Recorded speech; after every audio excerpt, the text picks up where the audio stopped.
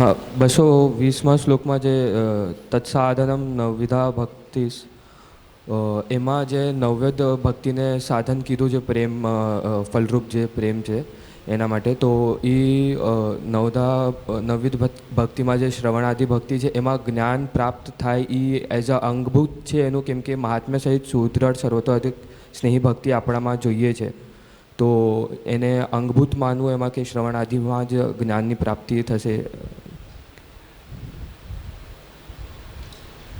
જ્ઞાનની પ્રાપ્તિનો સંબંધ વિષય ક્યાંથી છે? એટલે મહાત્મા સહિત આપણે પ્રભુનું જ્ઞાન હોય તો એટલા માટે, તો મહાત્મા જ્ઞાન કેવી રીતના પ્રાપ્ત થશે?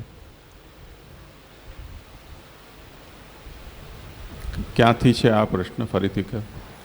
220 કારિકા 20. હા, પ્રકાશ.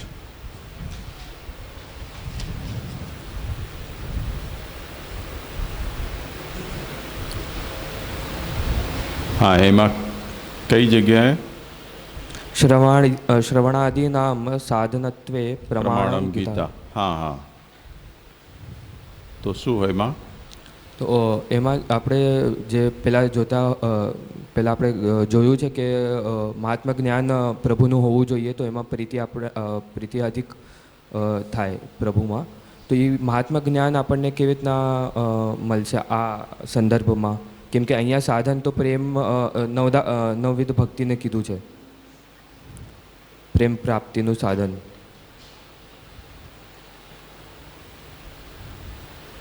તો શ્રવણથી થશે ને મહાત્મ્ય? હા, એ જ. હા, ભગવત શાસ્ત્રનું શ્રવણ કરવાથી હા પ્રભુનું મહાત્મ્ય જ્ઞાન પણ થશે, લીલા સ્વરૂપ ગુણ બધું જ્ઞાન થશે. હા, એ ભક્તિનો પૂર્વ અંગ કહેવાય છે મહાત્મ્ય, અને ઉત્તરાંગ સ્નેહ છે. તો એ શ્રવણથી જ મહાત્મ્ય જ્ઞાન થતાં પછી ઉત્તરોત્તર જ્ઞાનોત્તર જે શ્રવણ કીર્તન આદિની અનુવૃત્તિ થયા કરે, તો એ અનુવૃત્તિથી પછી સ્નેહ થાય છે.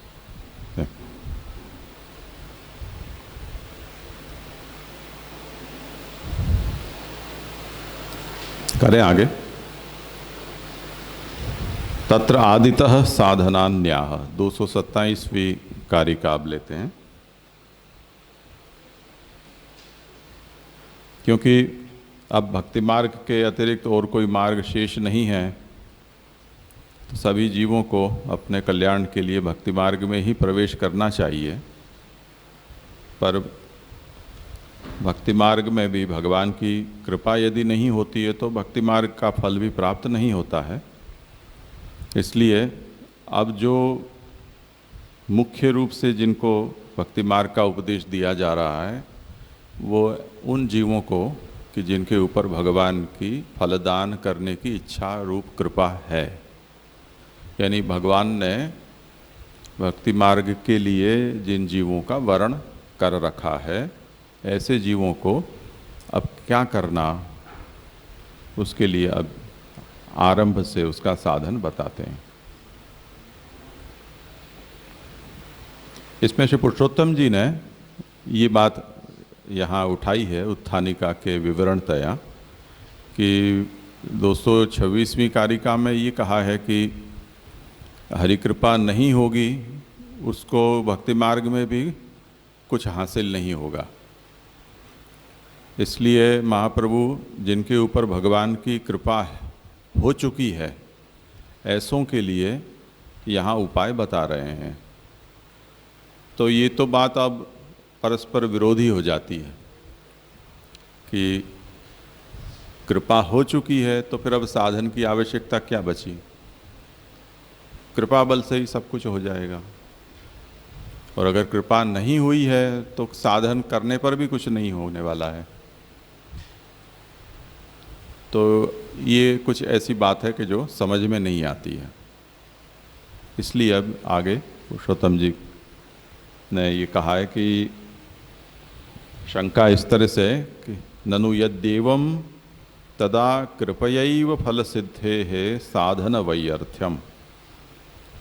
कृपा युक्त है तो कृपा बल से ही सब कुछ हो जाएगा, तो साधन व्यर्थ हैं, ये मतलब निकलेगा।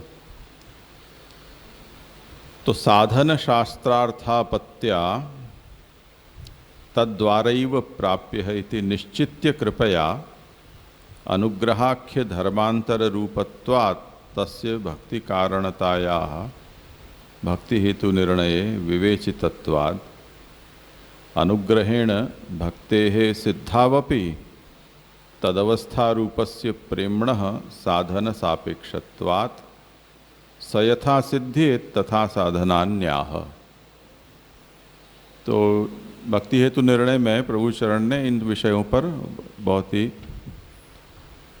गंभीर विचार किया है और उसमें भी ये बात उठाई गई है कि जो पुष्टि भक्ति मार्ग है वो भक्ति मार्ग तो ऐसा है कि जिसमें भगवान का अनुग्रह ही नियामक है।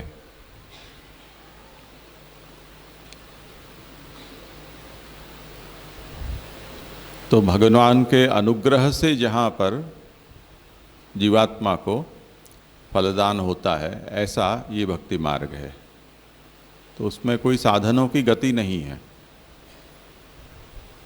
साधनों को अकिंचित कर कहा है, यानी उनका अपना कोई बल नहीं है, कृपा से ही सब कुछ होता है।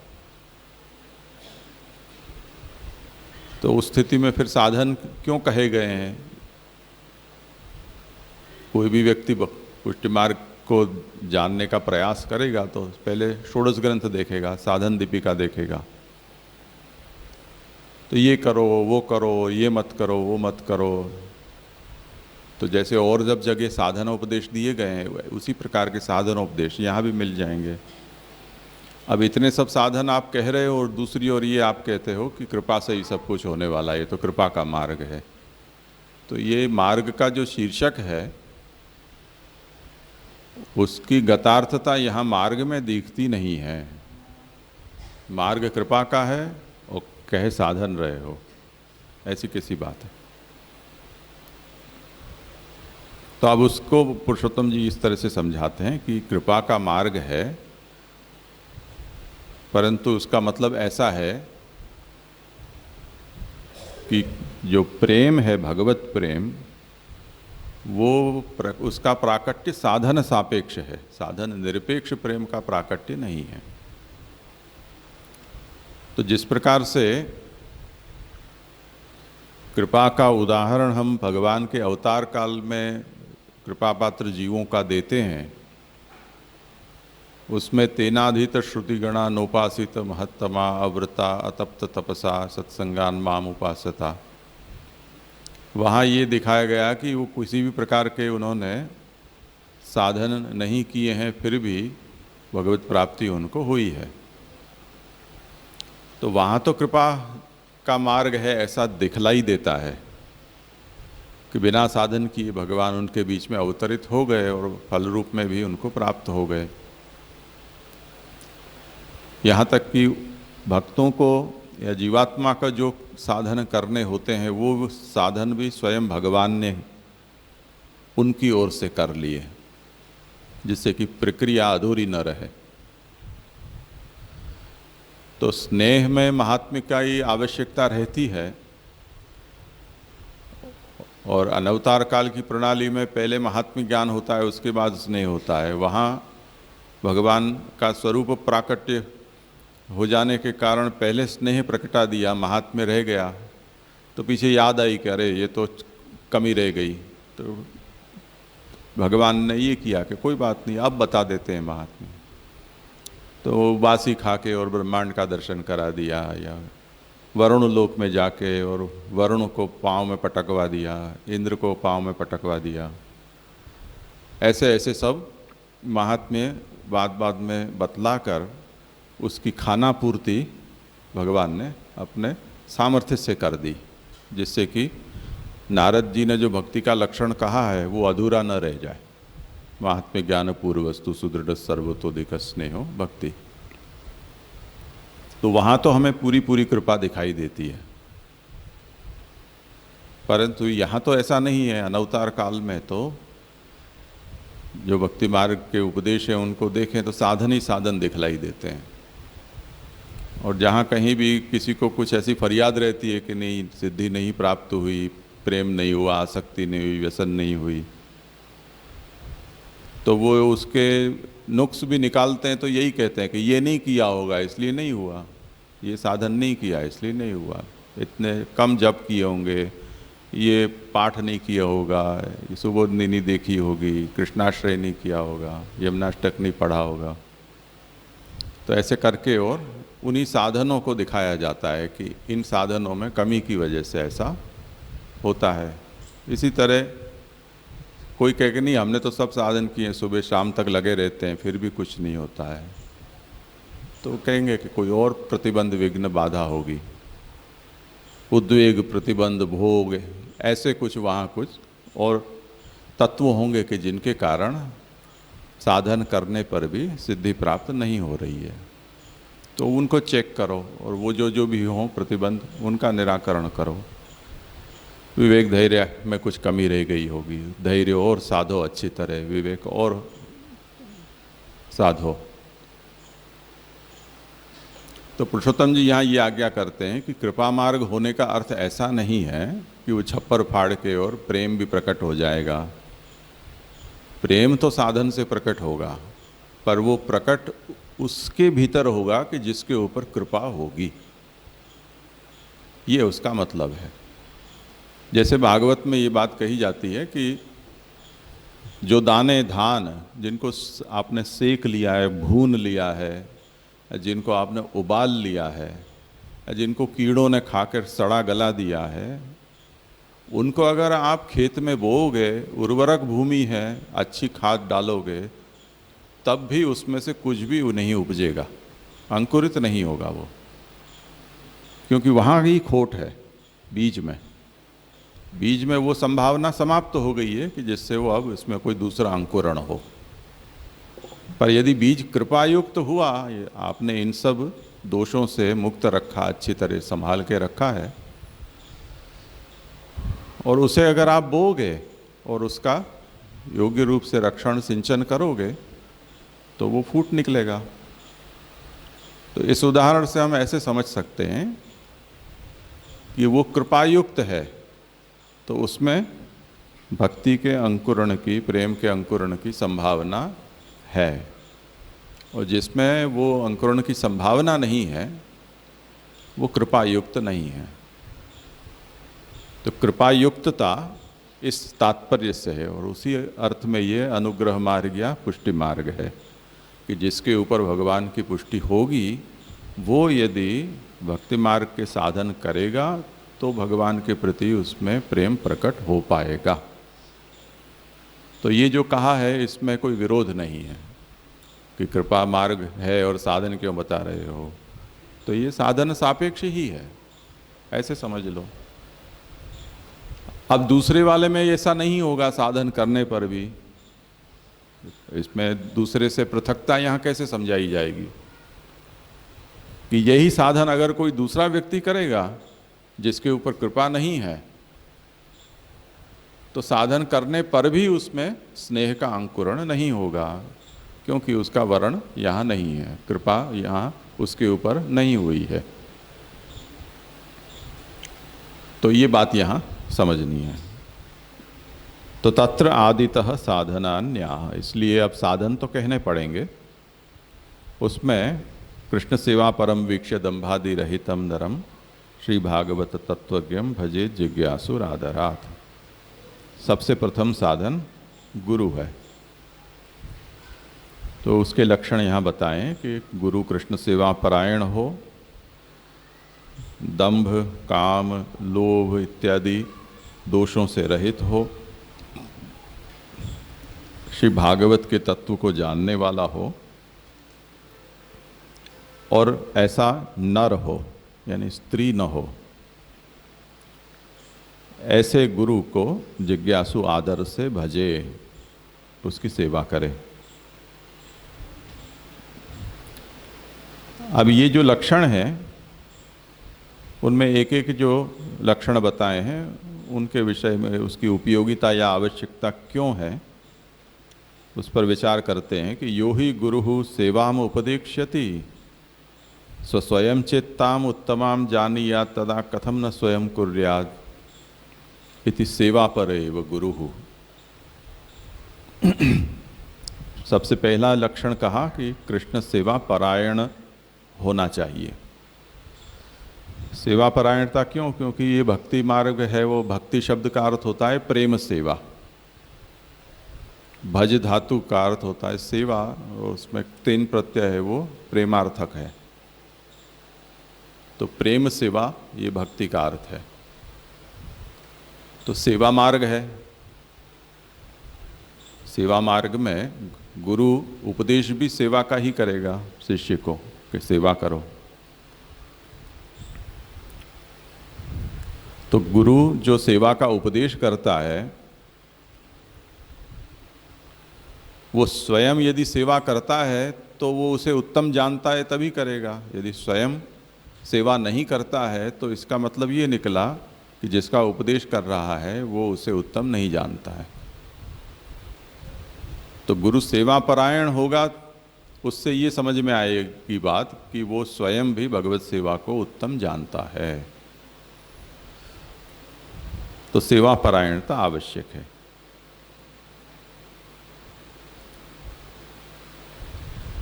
तो शिष्य की जो श्रद्धा है उपदेश में, वो हम ऐसा कहते हैं कि उसे तो केवल कहा है, उसे समझना है और उसका अनुकरण करना है।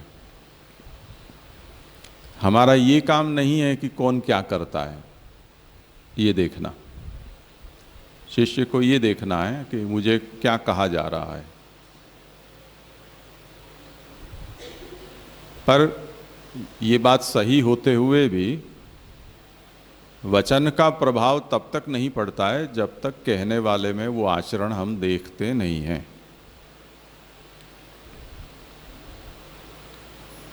तो जिस प्रकार से कोई व्यसनी हो और ऐसा व्यक्ति हमें सात्विकता का उपदेश दे, जो खुद थुलथुल हो और वो हमें डाइटिंग करने के लिए उपदेश दे, ऐसा डाइटिशियन हो कि जो हाथी जैसा हो, या कोई ऐसा जिम का ट्रेनर हो जो हैंगर पे कपड़े लटकाए हो, ऐसा जिसका शरीर हो, तो अब ऐसे में प्रेरणा थोड़ी मिलेगी। प्रेरणा के लिए खुद भी ऐसा चुस्त होना चाहिए। तो जो भी ये लोग जैसे ट्रेनर रखते हैं तो भी वो अच्छी खासी शरीर जिसका हो ऐसा को ट्रेनर रखते हैं। तो इस तरह से जिस कार्य को आप दूसरे को करने के लिए प्रेरित कर रहे हो, उसके लिए प्रेरणा देने वाला भी उसके अनुरूप होना चाहिए। इसलिए यहाँ पर गुरु को स्वयं सेवा परायण होना चाहिए और उसकी सेवा परायणता शिष्य के ऊपर ये प्रभाव प्रकट करेगी कि ये स्वयं सेवा परायण है तो सेवा एक उत्तम साधन है। गुरु ठाकुर जी की सेवा बिना नहीं रहता है तो उसे भी ये प्रेरणा होगी कि मैं भी प्रभु की सेवा करूं, तो प्रभु को अकेला न छोड़ूं, किसी के भरोसे न छोड़ूं। तो इस तरह से सेवा परायणता।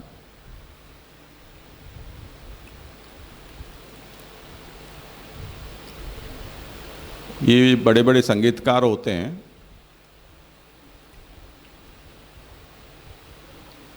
उनमें कुछ लोगों में उनके दाम बढ़ जाते हैं, प्रसिद्धि बढ़ जाती है, तो एक गर्व सा आ जाता है। गर्व आ जाने के बाद उनके संगीत के जो साधन होते हैं उनको मंच तक लेकर आना और उनको रखना, उसमें वो अपना अनादर समझते हैं कि ये नीचा काम है। तो उनके चेले चपाटे होते हैं जूनियर आर्टिस्ट, वो उन साधनों को लेकर और वहाँ रखते हैं।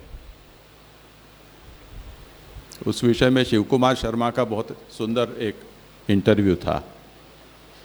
और उन्होंने ये कहा कि हम पहाड़ में रहने वाले लोग हैं, कश्मीर के थे वो शिव कुमार शर्मा। तो हमने पहाड़ों से और वहाँ की रहन सहन से हमने ये सीखा कि जब हम चढ़ें तब झुक कर चढ़ते हैं। पहाड़ पर चढ़ना हो तो झुक कर चढ़ना पड़ता है। ऐसे अगर आपने मुद्रा रखी चढ़ने में तो औंधे मुंह गिरोगे, हड्डी भी हाथ में नहीं आएगी। तो चढ़ाई करते हैं तब हमें झुक कर चढ़ना है, और जब हमको उतरना है तब पीछे की ओर रहना है। ऐसा हमने पहाड़ पर रहकर सीखा है। तो जो भी लोग ऐसी मुद्रा रखते हैं वो समझ लो कि अब उनका पारा नीचे उतर रहा है, और जो भी लोग झुक कर रहे हैं वो समझो कि ऊपर चढ़ रहे हैं। बड़ी अच्छी बात कही थी उन्होंने। वो इसलिए कही कि उनका संतूर किसी चेले को उठाकर मंच पर रखने के लिए वो नहीं कहते हैं, वो उसी को अपना सर्वस्व मानते हैं। जिस साधन को बजाते हैं, साज को, तो चाहे तबला हो या सितार संतूर हो या वीणा हो, वो उसे अपना सर्वस्व समझते हैं, और उसको उठाना, रखना, सजाना, संवारना वो उसकी सेवा समझते हैं। वो उनका भगवान है मानो। तो उसमें उनको कोई लाज शर्म नहीं होनी चाहिए। वो उसे उत्तम जानता है, इसलिए वो उसको अपने सर्वस्व रूप में प्राणवत समझता है। इस तरह से गुरु भी, यानी ये जो भी सब गुरु के स्थान में ही है, ये भी अपनी अपनी विद्या के गुरु हैं। वो अपने साज के साथ इतना प्रेम रखते हैं, उसका प्रभाव उनके शिष्यों पर पड़ता है कि वो भी शिष्य उनको इतना आदर सम्मान देते हैं, उनकी पूजा करते हैं। जैसे क्षत्रिय होता है वो हथियार की पूजा करता है, हथियार को अपना अंग समझता है, वो अपने साथ उसको रखता है। ऐसा नहीं होता है कि राजा अलग जा रहा हो और उसकी तलवार कोई लेके चल रहा हो, ऐसा कभी नहीं होता है।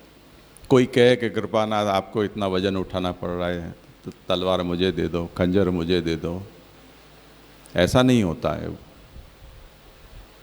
उसी तरह यदि विद्यार्थी है तो विद्यार्थी विद्या का अर्थी है। तो विद्या जहाँ से प्राप्त होती है वो ग्रंथ होते हैं या उसके जो भी कुछ साधन हैं, वो उसका आराध्य है, उसका बोझ उसे नहीं लगना चाहिए। तो उस तरह से यहाँ भी महाप्रभु ये आज्ञा करते हैं कि गुरु को स्वयं कृष्ण सेवा परायण होना चाहिए। और कृष्ण सेवा परायणता ये संदेश देती है शिष्य को कि वो गुरु उसे उत्तम मानता है साधना। तो जा बिल्ली कुत्ते को मार उस तरह से खुद कुछ और करता हो और चेले को ये कहता हो कि तुम ये करो, ऐसा नहीं। जो मैं कर रहा हूँ वही तुम भी करो। अगर उपदेश में और आचरण में भेद दिखाई दिया शिष्य को,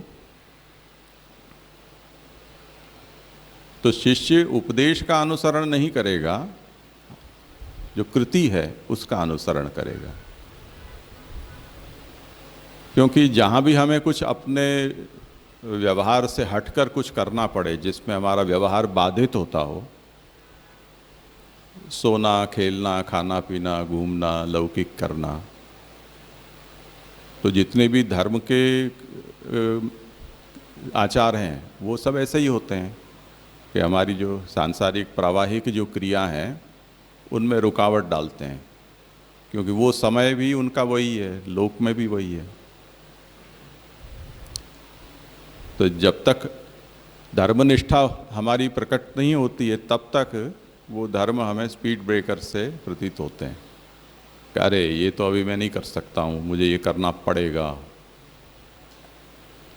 ऐसे जैसे स्कूल में जाते हुए विद्यार्थियों को कोई पढ़ाई के समय में कह के चलो घूमने चलते हैं, तो कि नहीं अभी तो मुझे जाना पड़ेगा।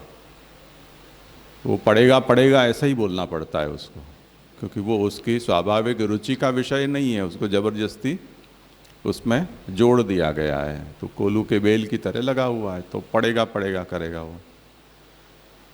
इसी तरह से यदि गुरु स्वयं भगवत सेवा परायण नहीं है,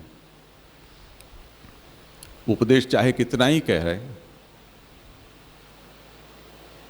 प्रभाव शिष्य के ऊपर उपदेश का न पढ़कर उसकी क्रिया का पड़ेगा, तो शिष्य पर वो प्रभाव प्रकट नहीं होगा जो यहाँ भक्ति मार्ग में प्रकट होना चाहिए।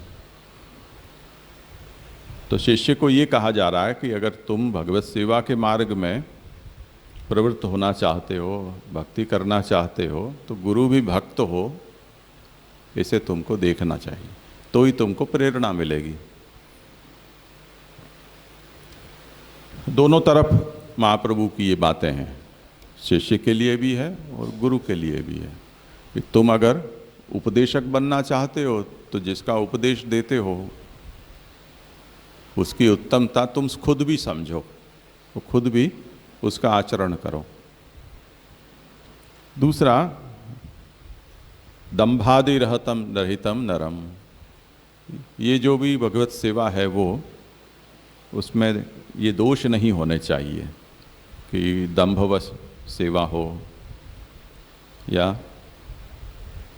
कामवश सेवा हो, मात्सर्यवश सेवा हो, तो इस प्रकार के दोष भगवत सेवा करने में नहीं होने चाहिए।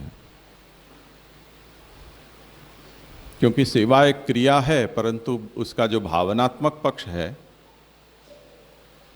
वो भावनात्मक पक्ष निर्गुण भक्ति मार्ग होने से भाव भी हमारा निरुपाधिक निर्गुण भगवान की सेवा में होना चाहिए। और इस प्रकार के जो मनोभाव हैं उनसे यदि भक्ति होती है तो वो भक्ति निरुपाधिक निर्गुण भक्ति नहीं रहकर वो एक भक्ति का आभास बन जाती है। तो भगवत सेवा इन सब दोषों से रहित होकर करनी चाहिए। और इन सब दोषों से मुक्त होकर भगवत सेवा कब हो सकती है कि जब भागवत तत्वज्ञता हो। तो उस पर उन दो लक्षणों पर अब आज्ञा करते हैं कि तत्रापि निमित्तानि वारयति दंभादि रहितम इति, भगवत सेवा में दंभ आदि निमित्त नहीं होने चाहिए। इसी तरह भगवत सेवा प्रमाण मूला होने पर ही फल सिद्धि कराने वाली हो सकती है। यानी भगवत सेवा का जो फल है, चित्त की भगवत प्रवणता रूप मानसी या व्यसन सर्वात्म भाव, भगवत प्राकट्य, ये तभी सिद्धि हो सकती है जब सेवा स्वयं प्रमाण मूला हो। यानी सेवा में प्रमाण रूप श्री भागवत है वो मूल में हो। हम जो कुछ भी करें भगवत सेवा के नाम पर वो भागवत से आना चाहिए। भागवत में ये किस तरह से, क्योंकि भगवान ने अपने पधार जाने के बाद अपना नामात्मक स्वरूप भागवत यहाँ छोड़कर पधारे हैं और उसमें भगवान ने अपनी भक्ति का प्रकार समझाया है। तो और सब बातें कोई संत भक्त आचार्य गुरु उन्होंने कही होंगी, हो सकता है कि वो उनकी अनुभूति हो या उनका अन्य अन्य शास्त्रों का ज्ञान हो, उससे उन्होंने कही हो। पर भक्ति मार्ग के अनुसरण में तो भगवान की साक्षात वाणी रूप या भगवान का जो अक्षर देह रूप भागवत है उसी के अनुसार भगवत सेवा होने पर वो प्रमाण मूला कही जाएगी, अन्यथा नहीं। अगर प्रमाण मूला नहीं होगी तो क्या होगा? तो कहते हैं कि अन्यथा मनसी अन्यद विधाय अन्यथा करणे न फल सिद्धि ही। मन में कुछ और भाव रखकर कुछ और प्रकार से यदि हम सेवा के नाम पर कुछ करते हैं तो उससे फल सिद्धि नहीं होती है। इन अभिप्रायों को लक्ष्य में रखकर महाप्रभु ने गुरु के लक्षण में गुरु का भागवत तत्वज्ञ होना भी आवश्यक माना है। तो भागवत के तत्व को समझने से भक्ति मार्ग के तत्व को समझा जा सकता है। उसके सभी पहलुओं को भागवत हमको समझाती है। जैसे यहाँ प्रश्न हुआ था कि श्रवणादि से महात्म्य ज्ञान कैसे होगा, तो भगवत शास्त्र के श्रवण से भगवान महात्म्य ज्ञान भी होगा। और जो भगवान के प्रेमी भक्त हैं उनका चरित्र यहाँ वर्णित है, उनसे भगवत प्रेम की प्रेरणा भी मिलेगी। उन्होंने जिस तरह से भगवान को सेवा था या जिस तरह से उनको भगवान ने प्रसन्न किया था, भगवान उनकी सेवा से प्रसन्न हुए, वो प्रणाली का बोध भी हमें भागवत आदि शास्त्र से होगा। इसलिए गुरु को भागवत तत्वज्ञ होना चाहिए। एक प्रश्न है यहाँ पे, फिर अगर एक कल्प हमने देखा कि भागवत अनुसार की है जिसने और अनुसार कर रहा है, फिर मतलब जो प्रमाण मूला कहा जिसको वो कर रहा है उसको फल होगा, और जो नहीं होगा, जो ऐसी सेवा नहीं कर रहा है या ऐसा न होने पर मन में अन्य भाव रखकर सेवा जो कर रहा है तो उसको फल सिद्धि नहीं होती है, पर वो सेवा तो कर रहा है, भले अन्य भाव रख के कर रहा है। तो जैसे हमने हर जगह फल के बारे में सोचा, पूर्व में हमने जैसे देखा कि वेद आदि मार्ग में वो जो या तो भक्ति में भी हमने देखा कि वो केवल मन में प्रभु का रख रहा है, प्रवृत्ति है मन में, तब भी उसका पतन तो नहीं होता है। जैसे भक्ति मार्ग के बारे में हमने शुरू में देखा, तो मन में भगवत भाव उसका है तो उसका पतन तो नहीं ही होगा। पर फिर हमने जैसे उत्तरोत्तर उसका आगे हमने क्रम देखा कि ये हीन है, फिर मध्यम, फिर उत्तम, तो इस प्रकार कल्प देखा हमने। तो यहाँ पे अगर प्रमाण मूला जो सेवा नहीं कर रहा है तो उसके लिए फिर क्या उसकी गति होगी? तो जैसा करेगा वैसा भुगतेगा। नहीं तो मतलब भक्ति के पक्ष में अगर हम देखें कि फिर भी ये तो भक्ति तो हुई ना, मतलब वो किसी ना किसी प्रकार से भगवान को देख रहा है, वो मान रहा है, कर रहा है। इस प्रश्न का हम तब तक उत्तर नहीं दे सकते हैं जब तक वो क्या करेगा, कैसी भावना से क्या करेगा उसकी हम स्पष्टता न करें, तब तक उसका उत्तर हम कैसे दे सकते हैं। हाँ, तो जैसे हम ऐसा कहें कि कोई दिखाने के लिए सेवा कर रहा है वो, तब भी उसने भगवान नाम तो लिया ही, भले दिखाने के लिए लिया। हाँ, इतना पक्ष हम देखते हैं। हाँ, तो दंभ हुआ, उसका दंभ हुआ, सेवा तो हुई नहीं। हाँ, तो फिर वो नहीं गिना जाएगा ऐसा। हाँ बिल्कुल।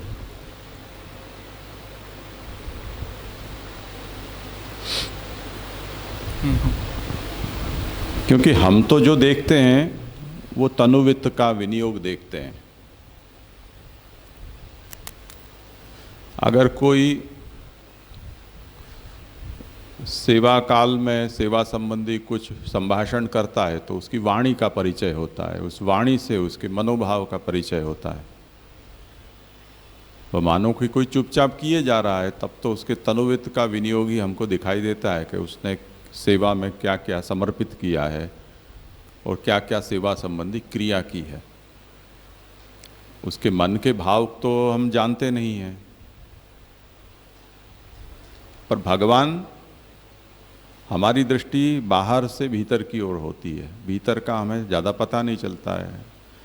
वो भगवान इसे भीतर से बाहर देखते हैं,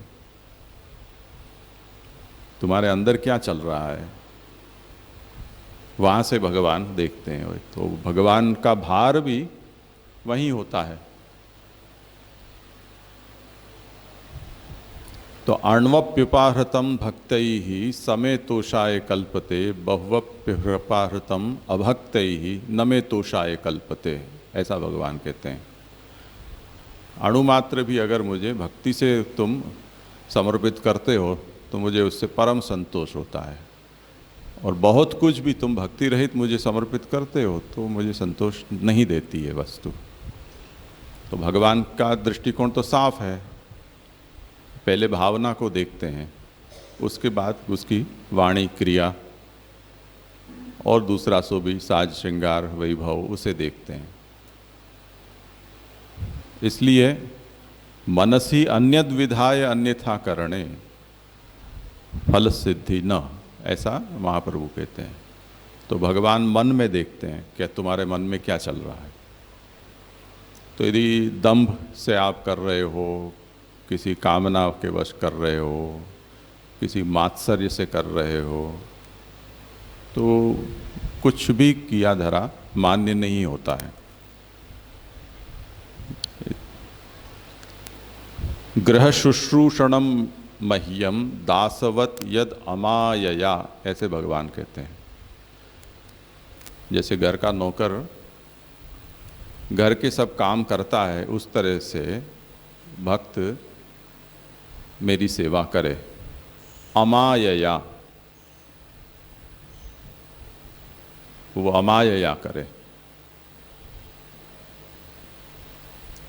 तो यदि थोड़ी सी भी माया का प्रवेश वहाँ है मन में भक्त के, तो सोपाधिकता आ गई, भगवान उसे दृष्टि में नहीं रखते हैं। इसी तरह जो कुछ भी करे वो गोप्य रीति से करे।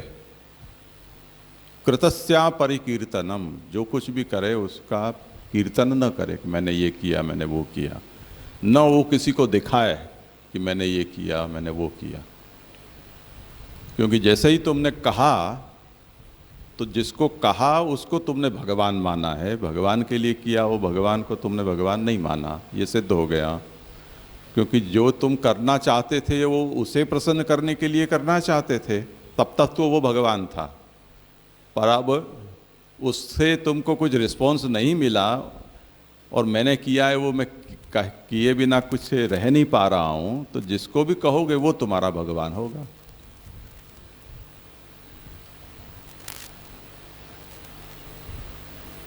तो इस दृष्टि से अब भगवान की सोच इस तरह से चलती है। किया है उसको अगर आपने उसका ढिंढोरा पीट दिया, किसी को कह दिया, तो सब किया धरा विफल हुआ। जो किया है उसमें कोई निरुपाधिक भाव से अन्य और कोई भी भाव हो। श्री गोसाई जी और प्रभुचरण सिद्धांत मुक्तावली में तो यहाँ तक कहते हैं कि यदि परोपकार की दृष्टि से भी आपने कुछ भक्ति का कार्य किया, तब भी वो भगवान को उद्देश्य होकर नहीं हुआ, भगवान को वो मिला ही नहीं। यानी हम ये कहें कि चलो किसी का भला हो, कोई सीखे कुछ देखकर, उस दृष्टि से भी अगर आपका मन में भाव आ गया तो पोतना फिर गया उसके ऊपर। क्योंकि तब वो फिर वो सेवा स्वतः पुरुषार्थ रूपा फल रूपा नहीं रह गई, वो अन्य शेष हो गई। और वो अन्य शेष सेवा है वो प्रभु स्वीकार नहीं करते हैं, क्योंकि उसका उद्देश्य, उसका विषय भगवान नहीं रह गए।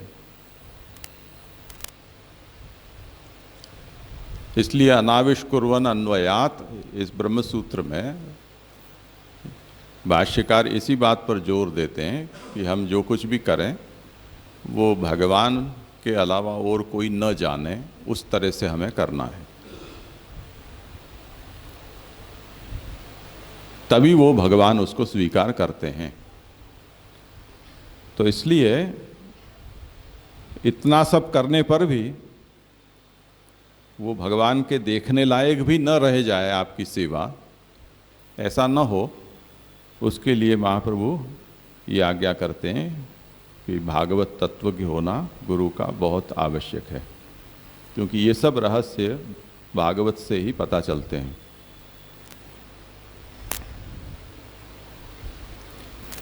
दूसरा, अब शिष्य के बारे में कहते हैं, गुरु के लक्षण देखकर कि गुरु कृष्ण सेवा परायण होना चाहिए। कृष्ण सेवा भी दंभादि से न करता हो, शुद्ध भाव से करता हो, ये आवश्यक है। और गुरु भागवत के तत्व को जानने वाला होना चाहिए। ऐसे गुरु की सेवा जिज्ञासु शिष्य बड़े आदर से करे। ये भक्ति मार्ग में सर्वप्रथम साधन है। इसमें शिष्य के लिए जिज्ञासु पद का प्रयोग किया गया। तो महाप्रभु कहते हैं कि जिज्ञासु से क्या तात्पर्य है कि जिज्ञासु न तो कौतुकाद्याविष्टः, शिष्य जिज्ञासु होना चाहिए, कौतुकादि भावों से आविष्ट न होना चाहिए।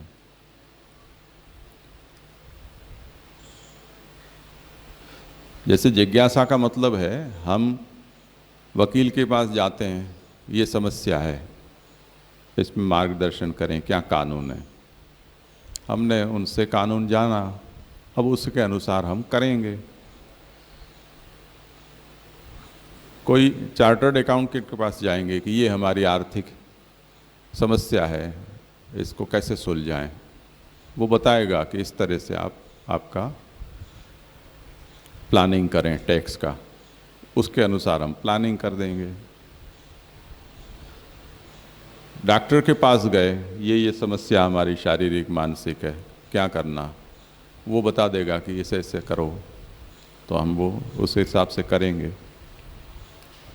ये जिज्ञासुता है, ये कुतूहल नहीं है। कुतूहल का मतलब क्या होता है कि हम कहीं टाइम पास करने बैठे हैं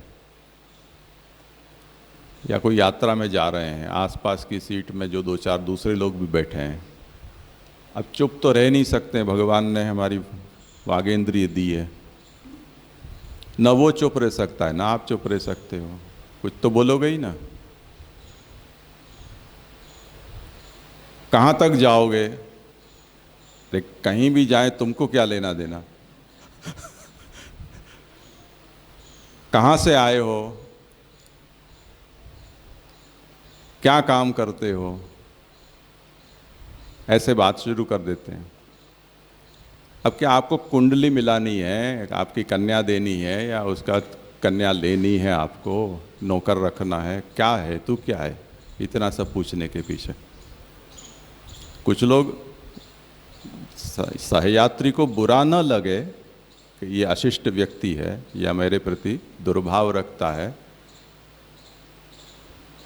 उस विचार से थोड़ा बहुत दो चार वाक्य बोल लेते हैं और पीछे पढ़ने लग जाते हैं। और पढ़ते पढ़ते तो नहीं है, मोबाइल में लग जाते हैं, सब मस्त हो जाते हैं या सो जाते हैं।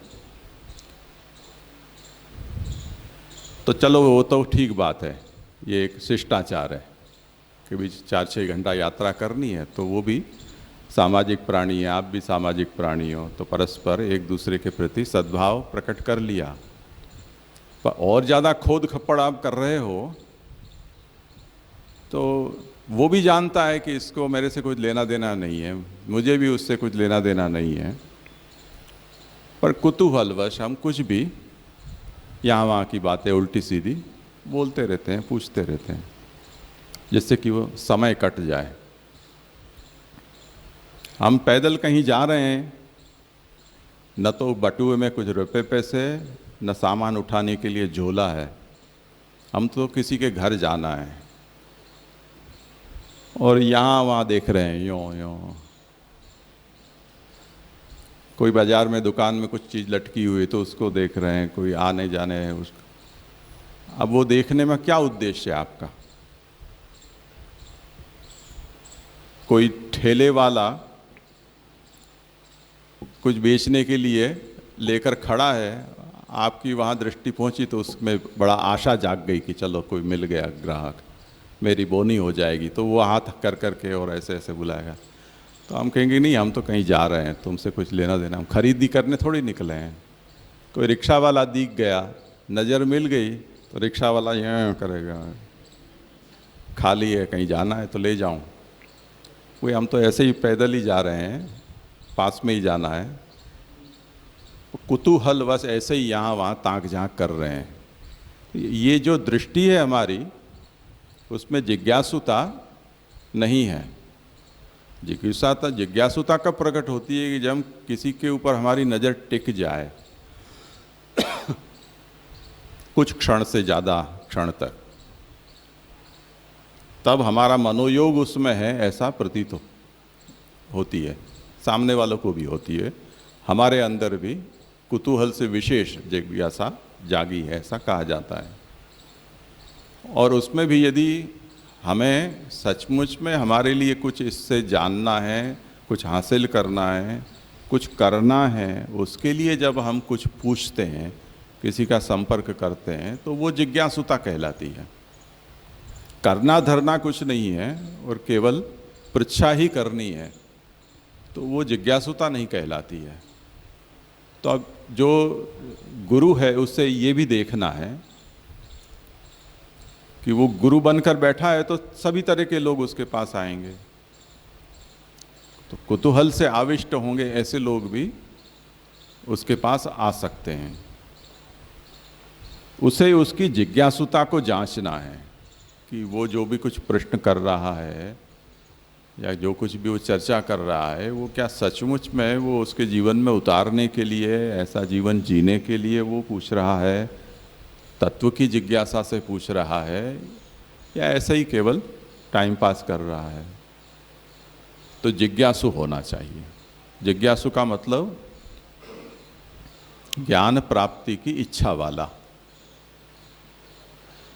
जो कुतूहल वाला होता है वो पत्रकारों की तरह प्रश्न करता है, कहाँ से प्रश्न शुरू करे और कहाँ पहुँच जाए, उन प्रश्नों के बीच में कोई तालमेल नहीं होता है।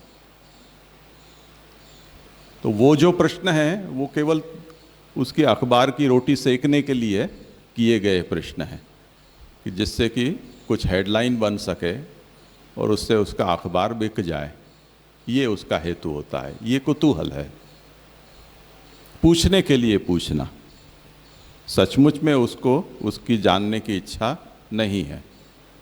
तो शिष्य जिज्ञासु होना चाहिए, ये उसकी प्रमुख। दूसरा ये है कि कई बार ये भी होता है कि शिष्य के स्थान पर लोग आकर बैठ जाते हैं, पूछते कुछ नहीं है, कहीं का आज्ञा करो, ऐसे। अरे तुम कौन हो ये मुझे पता नहीं है, आज्ञा क्या करें? आज्ञा तो तब होगी जब तुम कुछ पूछोगे। तो बिना प्रश्न के अपनी ओर से बड़बोले होकर और कुछ भी कहना, वो भूख रहित व्यक्ति को खाना खिलाने की जैसी बात है। आपको कुछ भूख ही नहीं है तो क्या खिलाएं? उल्टी हो जाएगी आपको, करेंगे तब भी। तो जिज्ञासुता से उसकी पात्रता का निश्चय, अधिकार का निश्चय होता है कि क्या पूछता है। वो ऐसा आजकल उसमें सोशल मीडिया में ऐसी हंसी की बात आती है। तो वो डॉक्टर के पास गया मरीज, डॉक्टर ने उसने आके पूछा, बोलो क्या तकलीफ है? तकलीफ डॉक्टर तुम हो या मैं हूँ? मैं मेरी तकलीफ जानता तो आपके पास आता ही क्यों? ये तो आप बताओ कि मेरी तकलीफ क्या है। कोई डॉक्टर भी चतुर था, उसने कहा कि इसकी दिमाग में कुछ कसर है, इसका दिमाग आधा निकाल के और फ्रीज में रख दो। तो वहाँ से भागा इस डॉक्टर के पास आने जैसा नहीं है। अभी अब तो मैं डॉक्टर हूँ, तकलीफ मैं बताऊंगा ना, तो कि नहीं, दिमाग में तकलीफ नहीं है, पेट में दर्द हो रहा है। तो अक्ल ठिकाने आ जाती है। तो जिज्ञासा से उसकी योग्यता, उसका परिचय होता है।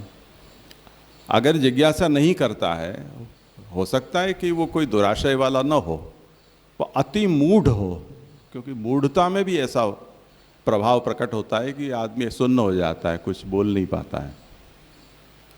या तो पूर्ण ज्ञानी हो, उसे भी कुछ बोलने की जरूरत नहीं होती, क्योंकि उसको सब पता है।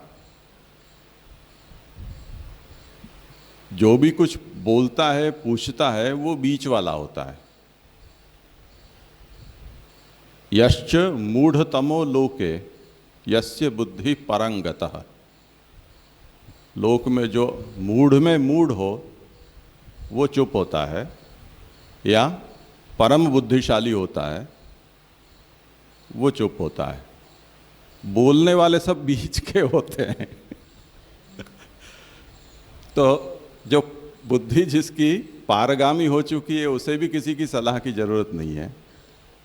अति मूढ़ है उसका भी कोई इलाज नहीं है, तो उसके लिए भी कुछ कहना नहीं है। तो अब तो बोलेगा तब पता चलेगा कि तुमको क्या चाहिए, क्या समझना है। तो इसलिए महाप्रभु कहते हैं कि जिज्ञासा बहुत ज़रूरी है, उसके बिना गुरु को अपनी ओर से कुछ भी नहीं कहना चाहिए, वो वेस्ट जाएगा। तो जहाँ जहाँ भी हमें जितने भी शास्त्र प्राप्त हुए हैं, उपनिषद के रूप में हो, पुराणों के रूप में हो, संहिताएं हैं, इन सब में वो जिज्ञासा पहले आई है और उसके बाद उसके उत्तर के रूप में हमें ये सब शास्त्र प्राप्त हुए हैं। तो जिज्ञासु शिष्य होना चाहिए, ये बहुत ज़रूरी है। मेरे साथ एक बार ऐसा हुआ, हम लोग शायद तो श्री बालकृष्ण जी का उत्सव था और उत्सव में हम लोग वहाँ से आए, फिर गौशाला गए। गौशाला के बगल में एक भाटिया समाज की यज्ञशाला है और वहाँ पर सरस्वती सम्मान समारोह ऐसा बैनर लगा हुआ था और मैत्री राजा और ये लोग पढ़ते थे, उनकी स्कूल का नाम था उसमें। तो हम लोग वहाँ पहुँचे तब मैत्री राजा ने उन्होंने कहा कि ये हमारे लोगों का सम्मान यहाँ होना है। मैंने कहा तो पहले कहना चाहिए था ना, तो हमको याद ही नहीं रहा। अभी ये दिखा बैनर तो हमको याद आया कि यहाँ हमको कुछ अवार्ड मिलने वाला है।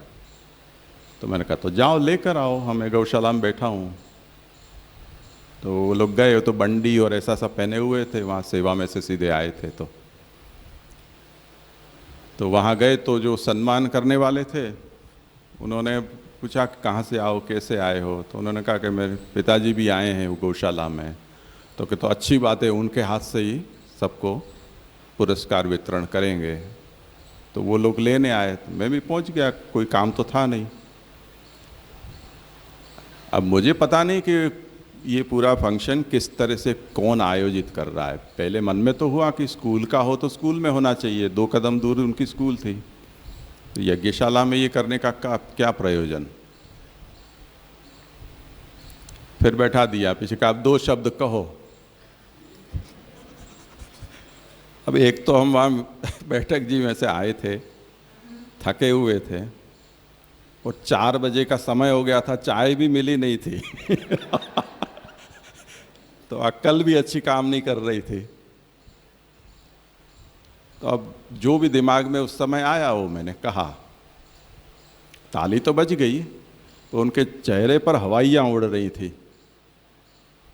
तो मैं भी समझ नहीं पाया कि ये क्या चक्कर पड़ गया, कि प्रवचन तो धांसू दिया था और ये क्यों उसका प्रभाव इनके चेहरे पर दिख नहीं रहा है। पीछे उनके बैनर लगा हुआ था, वो मैंने अंत में देखा जब कार्यक्रम पूरा हो गया। तब वो स्टेट बैंक ऑफ इंडिया की ओर से विद्यार्थियों को वो सम्मान देना था और उनके अकाउंट खुलवाने के लिए वो आयोजन किया गया था। और उसमें हम लोगों को आए हो तो करते जाओ बेती गंगा में हाथ धोने के लिए। अब मैंने कहा ये तो बुरे फंसे। मैं तो समझा कि ये स्कूल मैनेजमेंट है, उसमें 2-4 स्कूल मैनेजमेंट के प्रिंसिपल, ट्रस्टी और वो भी थे। अब पीछे पता चला कि वो ट्रस्टी वहाँ नौकरी करते हैं स्टेट बैंक में। तो उन्होंने विद्यार्थियों के खाते खुलवाने के लिए और बैंक के प्रचार के लिए उन्होंने ये सब पूरा बखड़ जंतर बनाया हुआ था। अब मैंने तो शिक्षा प्रणाली के ऊपर और भारतीयता क्या है, अंग्रेजी शिक्षा पद्धति और अपनी परंपरागत शिक्षा पद्धति, ये सब चीज़ें सब वहाँ मैंने उसका सब जो बघार हो सकता था सब कर दिया, दिमाग में जो जो आया सब। क्योंकि पढ़ाई लिखाई से संबंधित बातें थी तो प्रासंगिक वही बनता है। अब उसमें वो बैंक के उनकी अपेक्षा ये थी कि अब मैं उनको अंत में कम से कम एक पंक्ति ये बोलूं कि स्टेट बैंक हिंदुस्तान की बहुत प्रतिष्ठित भारत सरकार की मान्यता प्राप्त बैंक है और सब लोग जाने से पहले खाता खुलवाते जाना। अब मैंने वो पढ़ लिया होता कि ये स्टेट बैंक का कार्यक्रम है, तो मैं ये कहता कि और जितने पाप हो कर सको पर इसमें खाता कभी मत खुलो।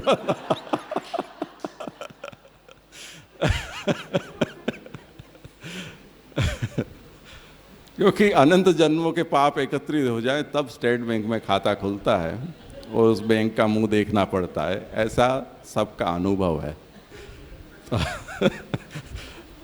तो जब तक जिज्ञासा प्रकट नहीं होती है तब तक हमें ये पता नहीं चलता है कि कौन व्यक्ति क्या चाहता है। अब उसमें हम अपनी ओर से कुछ भी कह दें वो अंग नहीं लगता है, वो सब फैल जाता है। इसलिए शिष्य को जिज्ञासु होना बहुत ज़रूरी है। चुप रहना बेहतर है।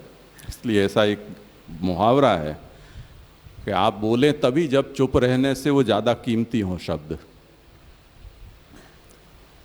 तो चुप रहना अच्छा है, ये महाप्रभु कहते हैं। तो जिज्ञासुता शिष्य को अवसर देना चाहिए, वो बोले, न बोले तो उसको उकसाओ, कुछ बोलो कुछ बोलो। डॉक्टर करता है ना, यहाँ दुखता है, कई बार मरीज अपनी बात नहीं कह सकता है क्योंकि वो इतनी अस्पष्ट होती है कि वो कैसे बताए मुझे ठीक नहीं है। उससे क्या पता चले क्या ठीक नहीं है? दिमाग ठीक नहीं है या शरीर ठीक नहीं है? पहले इतना तो करो क्लासिफिकेशन, तो एरिया डिफाइन हो जाए, उसके बाद ही कहेंगे कि कहाँ ठीक नहीं है, कि यहाँ पेट में ठीक नहीं है, क्या होता है, हम कहेंगे दुखता है। अब दर्द किस तरह का है? वो कई प्रकार के दर्द होते हैं। मुझे भी ज़्यादा पता नहीं था कि वो, यानी शब्द से पता था कि प्रकार होते हैं दर्द के, पर उसका अनुभव कि इस प्रकार का दर्द ऐसा होता है, उसकी सेंसेशन वो पता नहीं था। अभी वो टेनिस एल्बो हुआ तब मुझे बैठे बैठे अचानक यहाँ जैसे किसी ने आँच लगा दी हो, जलता हुआ कोयला रख दिया हो, ऐसा भीतर से बर्निंग सेंसेशन आना शुरू हो जाता था। तो मुझे तो ऐसे देखता, न तो कोई मच्छर है अंदर के जिसने कुछ इंजेक्ट किया हो, न कोई कुछ टकराया है, ऐसे ही बैठे बैठे या सोते सोते ऐसी जलन क्यों हो जाती है? तो अब दर्द के बहुत प्रकार हैं। वो पूछता है कि कैसा दर्द हो रहा है आपको, उससे उनको कुछ पता चलता है। तो ये जिज्ञासुता है। तो शिष्य को जिज्ञासु होना चाहिए, उससे उसकी पात्रता योग्यता का गुरु को ज्ञान होता है, और उसको देखकर जब गुरु उपदेश करता है तो शिष्य के अनुरूप होता है, उसकी आवश्यकता की पूर्ति करने वाला होता है। तो शिष्य जिज्ञासु न तो कौतुकाद्याविष्ट, कौतुकाविष्ट नहीं होना चाहिए। भजनम सर्वभावेन, ऐसे जिज्ञासु शिष्य को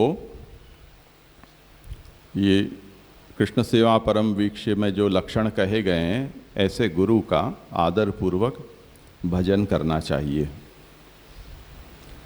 भजन करना चाहिए, उसका विवरण करते हैं कि भजनम सर्वभावेन, सर्वभाव से उस गुरु का भजन करना चाहिए।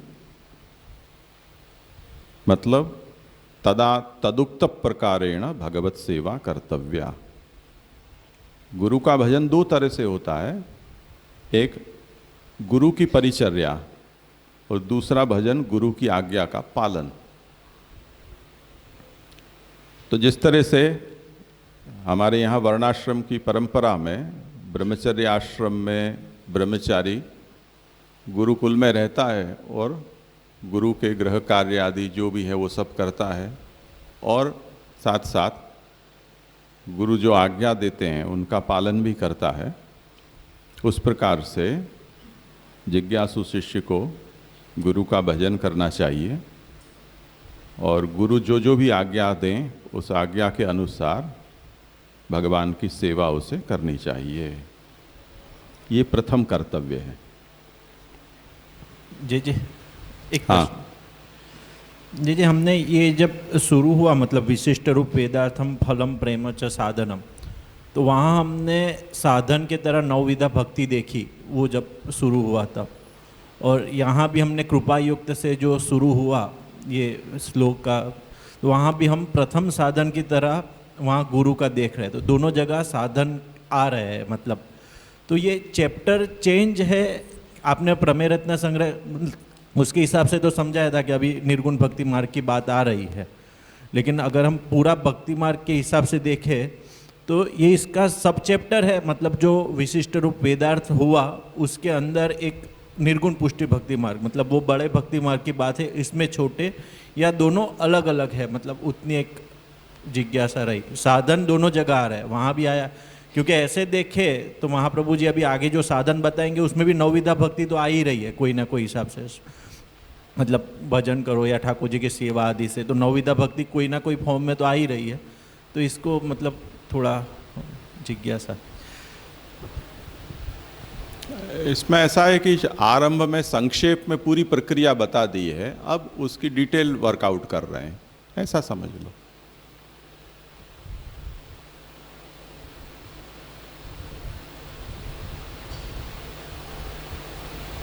तो मतलब ये पूरा विशिष्ट रूप वेदार्थ से शुरू हुआ, पूरा वहां से निर्गुण पुष्टि भक्ति मार्ग की समझ।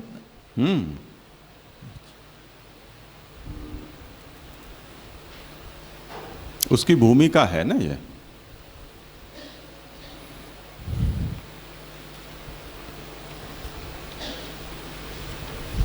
अब आगे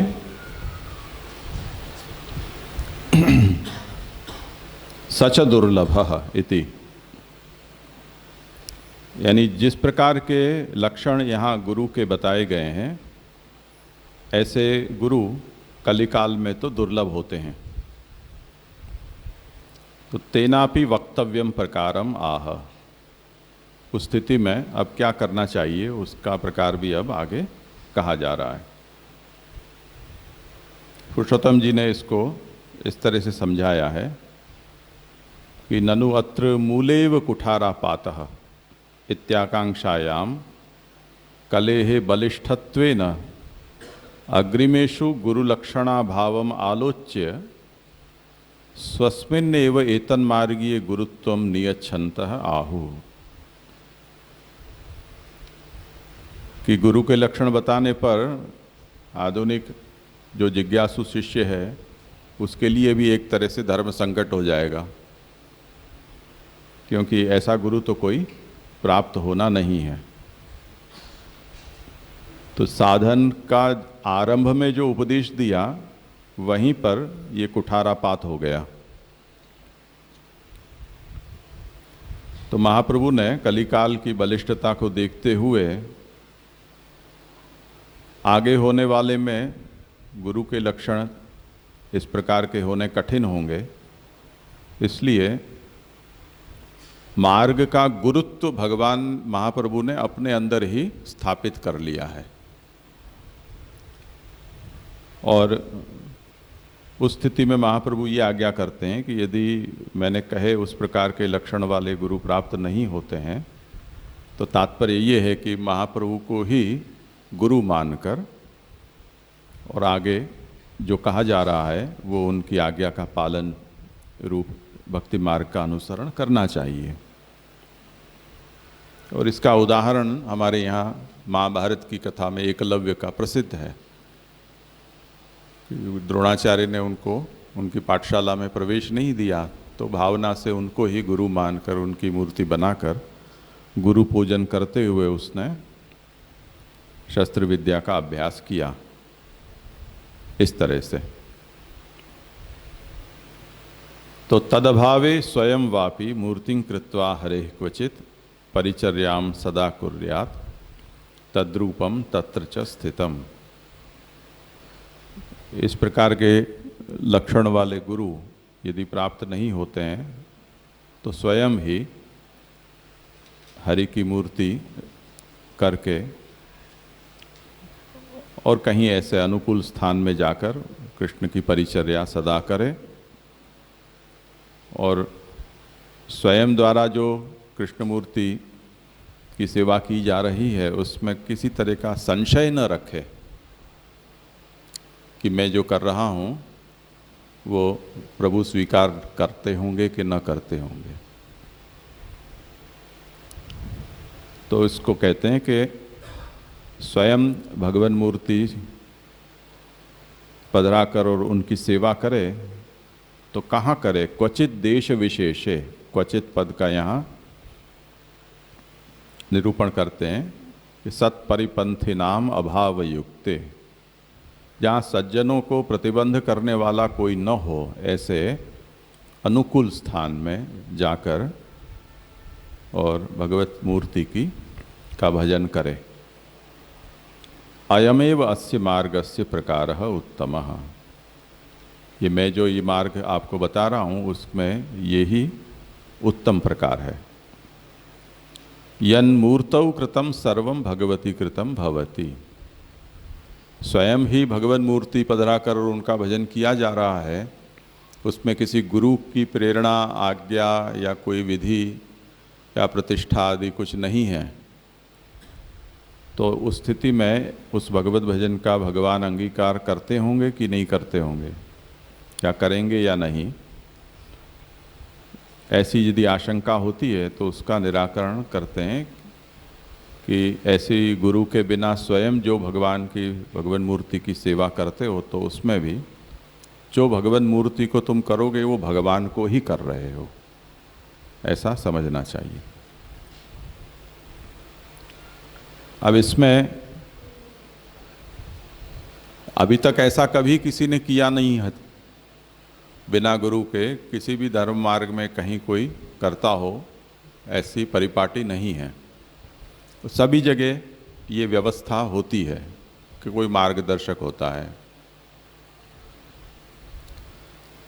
अपने यहाँ केवल भारतीय जो धर्म परंपरा है उसमें सिखों ने ये पहल की। महाप्रभु ने तो पहल उनसे भी पहले कर रखी है, पर व्यवहार में वो आया नहीं पुष्टि मार्ग में आज तक भी। पर सिखों में ये व्यवहार में भी है कि कोई गुरु अब नहीं। तो नानक से जो परंपरा शुरू हुई वो शायद तो गोविंद सिंह जी तक वो गुरु परंपरा रही।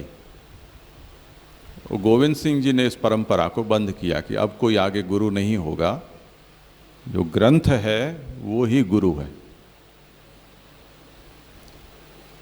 और उसमें जो ग्रंथी होते हैं या जो गुरुद्वारा के कुछ प्रबंधक होते हैं, वो 2-4-5 लोग वहाँ होते हैं, वो उनको सम्मति दे देते हैं और ग्रंथ को ही गुरु मानकर और वहाँ दीक्षित हो जाते हैं। पुष्टि मार्ग में जो मुख्य धारा है पुष्टि मार्ग की, उसमें तो अभी तक ऐसा नहीं हुआ है कि स्वयं कंठी धारण कर लेते हों। पर जैसे एक पुष्टि मार्ग का एक पंथ है उपसंप्रदाय, शायद जय गोपाल पंथ है या ऐसा, वो जय गोपाल पंथ में फिर से ये तदभावे स्वयं वापी वाला है, पर उसमें महाप्रभु जी नहीं है पाछे। वो गोपाल लाल जी जो थे उनके शायद तो रघुनाथ जी के वंश में हुए, वो उनके ही शायद पुत्र थे, है ना। पंचम पुत्र श्री रघुनाथ जी के वो पुत्र थे गोपाल लाल जी। तो वो गोपाल पंथ है वो उनको गुरु मानता है, पर उनकी वंश में जो है उनको गुरु नहीं मानते हैं।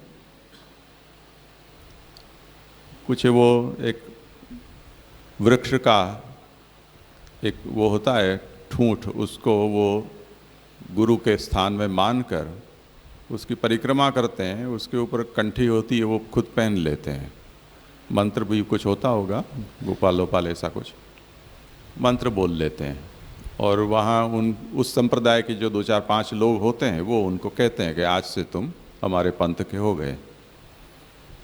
तो वहाँ भी वो गुरु परंपरा को रोक दिया गया है कि अब आगे कोई जीवित व्यक्ति गुरु के रूप में नहीं। कहीं कहीं तो वंश परंपरा नहीं चलने के कारण ऐसा उन्होंने किया है, कहीं सोच समझ कर किया है, जैसे सिखों ने किया कि अब जीवित व्यक्ति कोई गुरु के रूप में नहीं रहेगा, ये ग्रंथ है वो ही गुरु है।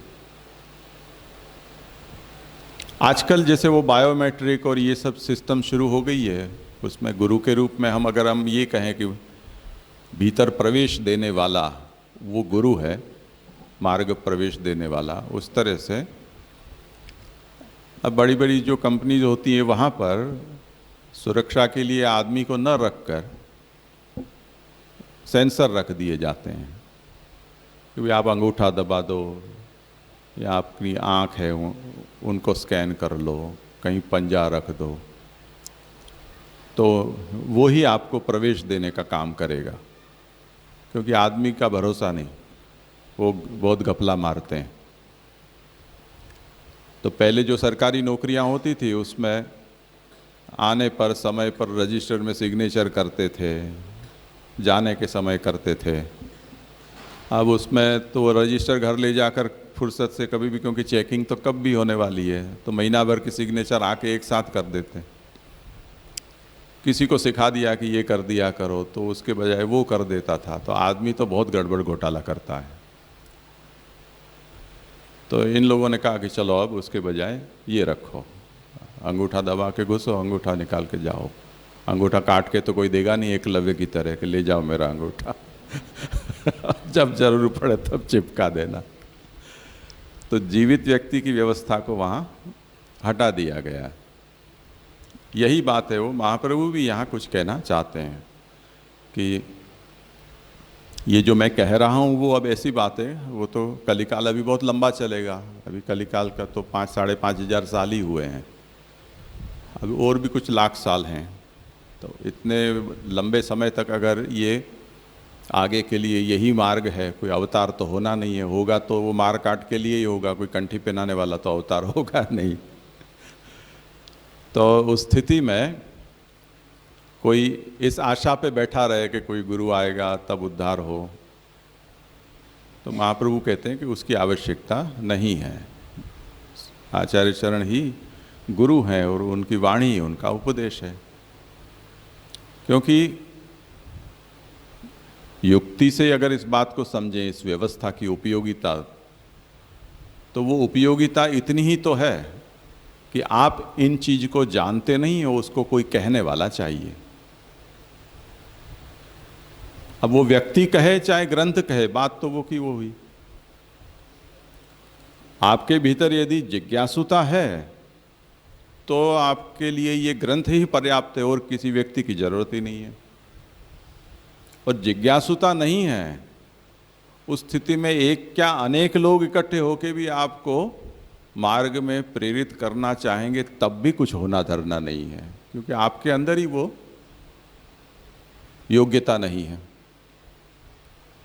तो जैसे छोटे बच्चे को जब भूख लगती है तो कोई खिलाने वाला नहीं हो, परोसने वाला नहीं हो, तब भी फ्रिज में से या डिब्बे में से खोज ला कर कुछ भी खा लेता है, पेट भर लेता है। और जब हम अपने समय से उसको खवाना जाते हैं और उसको इच्छा नहीं होती है, तो 5 लोग उसके साथ में कथक नृत्य करें, भरतनाट्यम करें, तब भी वो नहीं खाता है तो नहीं खाता है। खाने कर भी उल्टी करनी हो तो कर देता है। तो अब कितने ही गुरु नाच लो, कुछ नहीं होना है यदि जिज्ञासुता नहीं है तो। इसलिए कहते हैं कि वो सोते हुए आदमी को जगा सकते हैं, पर जागते हुए जो सोने का ढोंग करता है उसको कोई नहीं उठा सकता है। तो गुरु क्या कर लेगा? अगर गुरु है तब भी यहाँ जो कहा है वो शिष्य को यदि वो उपदेश देता है तब तो उसकी सार्थकता है। और यहाँ है वो नहीं दे रहा है उपदेश, तब तो गुरु का नहीं होना बेहतर है। क्योंकि आदमी को उस स्थिति में जो मूल है वो नहीं मिल रहा है उसकी उपस्थिति के कारण। वो नहीं होता तो आदमी सीधे महाप्रभु जी तक पहुँचते। आज हम लोगों के कारण जो शिष्य समुदाय है वो महाप्रभु तक नहीं पहुंच पा रहा है, हम ही उसमें रुकावट बन रहे हैं। ग्रंथ होते हैं घर में, लोग चोर के ले जाते हैं, ये तुम्हारे लिए नहीं, ये तो हमारे लिए, तुम वार्ता पढ़ो, तो हम कहें वो करो। तो अब उस स्थिति में तो गुरु ही यहाँ, गुजराती में कहते हैं वाड़ उठीने चीभड़ा गड़े। हम अपनी फसल की रक्षा के लिए बाड़ बनाते हैं, तो बाढ़ ही खुद फसल को खाने वाली बन जाए तो क्या करो? तो उस तरह से जो गुरु की व्यवस्था पैदा हुई थी वो कुछ समय तक ठीक चली, पर अब तो स्थिति उल्टी है, गुरु मार्ग का भक्षण करने वाले हो गए। तो उस स्थिति में ये तदभावे स्वयं वापी, ये ग्रंथ का प्रचार, ग्रंथ की सर्वत्र उपलब्धि, उसके अध्ययन अध्यापन के ऊपर अधिक जोर देना चाहिए। और जिन लोगों के अंदर सचमुच में पुष्टि मार्ग का अनुसरण करने की इच्छा है, उनको और सब आश्रय या और सब उपायों को छोड़कर मूल ग्रंथों का अध्ययन करना चाहिए, वहीं से शुद्ध पुष्टि मार्ग प्राप्त होगा। तो इसलिए पुरुषोत्तम जी आज्ञा करते हैं कि महाप्रभु ने ये देखा है कि अब आगे कलिकाल बलिष्ठ होता जाएगा, तो इस प्रकार के लक्षण वाले गुरु मिलने मुश्किल हो जाएंगे। तो उस स्थिति में महाप्रभु ने पुष्टि मार्ग का गुरुत्व अपने भीतर ही स्थापित करके और ये आज्ञा दी है कि यदि कोई जिंदा गुरु न मिले तो मुझे ही गुरु मानकर और ग्रंथ को ही मेरा उपदेश मानकर उसके अनुसार प्रभु की सेवा वो करे, जहाँ प्रतिबंध रहित होकर प्रभु की सेवा की जा सके। और ये मन में संशय न रखे कि वो जिनकी सेवा कर रहा है वो प्रभु उसका स्वीकार करेंगे या नहीं करेंगे। तो यन्मूर्तौ कृतम सर्वम भगवती कृतम भवति, जो भगवान मूर्ति के लिए किया जा रहा है वो सब भगवान को ही किया जा रहा है, ऐसा समझना चाहिए। इसमें विश्वास की दृढ़ता के लिए आगे भगवत मूर्ति में भगवत्व का निरूपण यहाँ 3 तरह से समझाते हैं। तत्र मूर्तेः भगवत्वं त्रेधा निरूपयति, कि मूर्ति ही भगवान है, ऐसे 3 तरह से इसे समझ सकते हैं। एक तद्रूपम तत्र च स्थितम इति, वस्तु विचारेण सर्वस्य भगवद रूपत्वात्।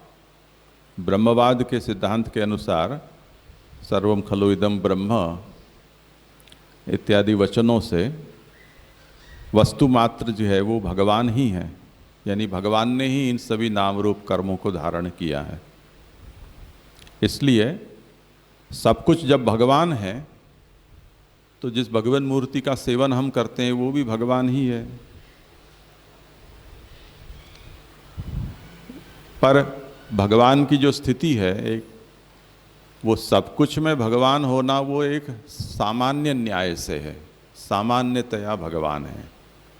जिसे अभी किसी ने कहा था, शायद गोकुलदास जी ने ही उसमें विवरण में किया कि ब्रह्म सच्चिदानंद स्वरूप है, उसमें जो भी जड़ जगत है, जगत प्रपंच, वो ब्रह्म की सत्ता का परिणाम है। तो वहाँ पर भगवान का चैतन्य और आनंद गुणधर्म है वो तिरोहित है और सत्ता व्याप्त है भगवान की, तो सदंशेन वो भगवान है। हम सब जीवात्मा हैं, उनके अंदर चैतन्य भी है, तो सच्चिद रूप से हम भगवान हैं, पर फिर भी आनंद तो हमारे भीतर भी तिरोहित है।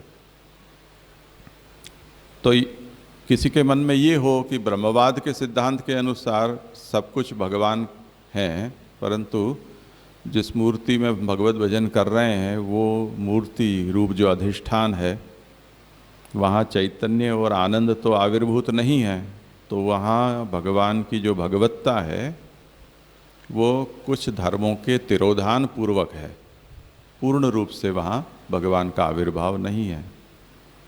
तो अब उसमें कुछ विशेषता बताते हैं कि एनम उद्धरिष्यामि इति तदा मृदादेह प्रादुर्भूतो भक्ति मार्गानुसारेण आह तत्र च स्थितम तद्रूपम तत्र च स्थितम। ऐसा जो महाप्रभु कहते हैं उसका अभिप्राय ये है कि सब कुछ तत्व के विचार से भगवद रूप होने से भगवद मूर्ति भी भगवद रूप ही है, पर भगवान ने स्वयं अपना भजन भगवान मूर्ति में करने के लिए आज्ञा दी है। इसलिए सर्वसामान्य जो पदार्थ हैं जगत के, उनमें जैसी प्रकार की भगवत्ता है उससे अधिक प्रकार की भगवत्ता भगवान मूर्ति में हमें स्वीकारनी चाहिए।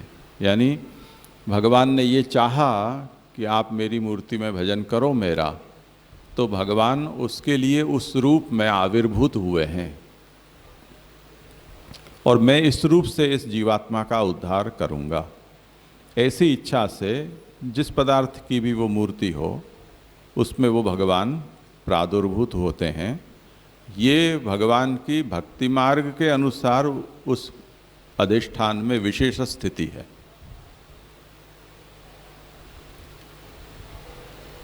तो जैसे हम इसको इस उदाहरण से समझ सकते हैं कि किसी व्यक्ति में कोई कुशलता है, उस कुशलता के लिए हमें उसका संपर्क करना है और वो व्यक्ति हमें कहीं मेले में या कहीं रास्ते पर मिल गया, तो वो व्यक्ति तो वही है। हम उसको अपनी आवश्यकता बताएं तो वो कहेगा कि आप मेरे ऑफिस पर आना इतने बजे यहाँ पर।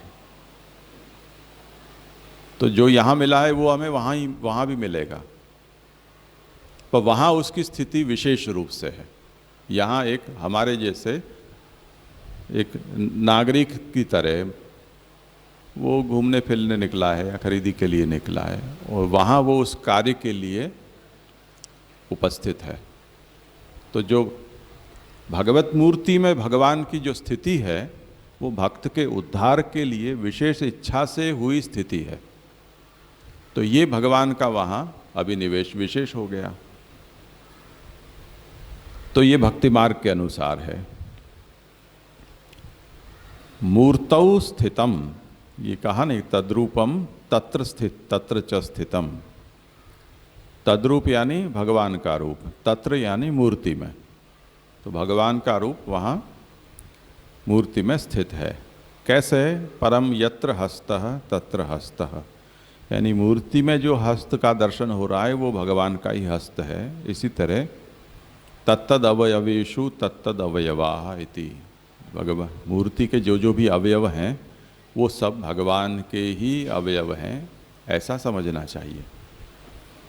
तो हमारे यहाँ जैसे ठाकुर जी ने अपनी इस तरह से प्रतीति सर्वत्र सभी भक्तों मार्गी में वो प्रतीति कराई है, पुट्टी मार्ग तक ये सीमित नहीं है कि ठाकुर जी को जैसे ठंड लगी तो ठाकुर जी मूर्ति को हम जब गद्दल धराते हैं तो ठाकुर जी की ठंड दूर होती है। मुझे भूख लगी, ठाकुर जी को जब हम भोग धरते हैं तो ठाकुर जी की भूख निवृत्त होती है। प्यास लगी तो जल अरोगाते हैं तो प्यास निवृत्त होती है। वो मोजड़ी का प्रसंग है, वो रत्न जटित मोजड़ी धराई तो ठाकुर जी को कुछ समय बाद श्रम हुआ, तो वड़ी करने पर वो श्रम निवृत्त हुआ।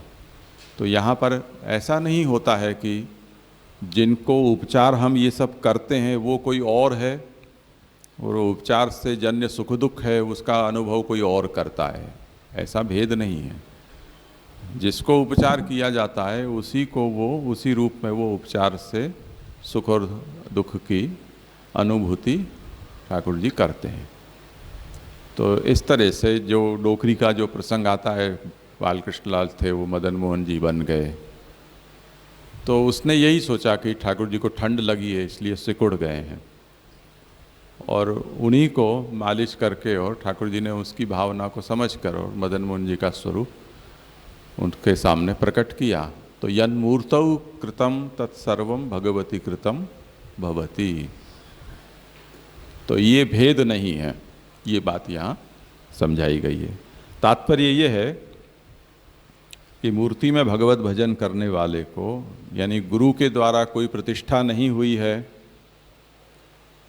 ऐसी कोई गुरु के द्वारा प्रत्यक्ष आज्ञा भी नहीं ली गई है, कोई दीक्षा भी उसने प्राप्त नहीं की है, फिर भी महाप्रभु को भावना से गुरु मानकर ये सब आज्ञा महाप्रभु से ही सीधी उसे प्राप्त है, ऐसे सोचकर जो भगवत भक्ति में प्रवृत्त हुआ है, भगवत से भजन कर रहा है, उसकी भक्ति भजन को, उपचार को भगवान साक्षातवत स्वीकार करते हैं। ये इसका तात्पर्य है। इस विषय में कुछ हो जिज्ञासा तो समय तो वैसे हुआ है। जी जी, जरा ये जो त्रिधा निरूपयति है ना, वो त्रिधा में माने एक जो बताया कि वस्तु विचारेण, माने जो सब सर्व खलु इद ब्रह्म, माने सब जगह ब्रह्म ही है, तो भगवत मूर्ति भी जो मूर्ति है वो भी भगवत रूपी है। विशेषव से इसे समझा रहे कि वहाँ पे प्रभु को आविर्भाव हो रहे, माने वही भगवत मूर्ति में प्रभु को आविर्भाव हो रहे हो। और एनम उद्धर यहाँ से समझा रहे कि वो जीव के लिए उद्धार वही मूर्ति से होगा, वो त्रिधा में ये तीन लेना नहीं, त्रिधा यहाँ तो एक ही प्रकार वर्णित हुआ है, आगे के श्लोक में बाकी के दो कहे जाएंगे, तीनों तीन यहाँ नहीं आए हैं। साकार व्यापकत्वाच मंत्रस्यापि विधानतः, तो साकार व्यापक होने से ब्रह्म के मूर्ति भी भगवद रूप है, और मंत्रस्यापि विधानतः मंत्र शास्त्र के अनुसार मूर्ति में भगवत भजन करने के लिए आज्ञा दी गई है, तो उस दृष्टि से भी वो मूर्ति है, वो भगवान है, वो आगे कहा जाएगा। 4 बजे लगता है।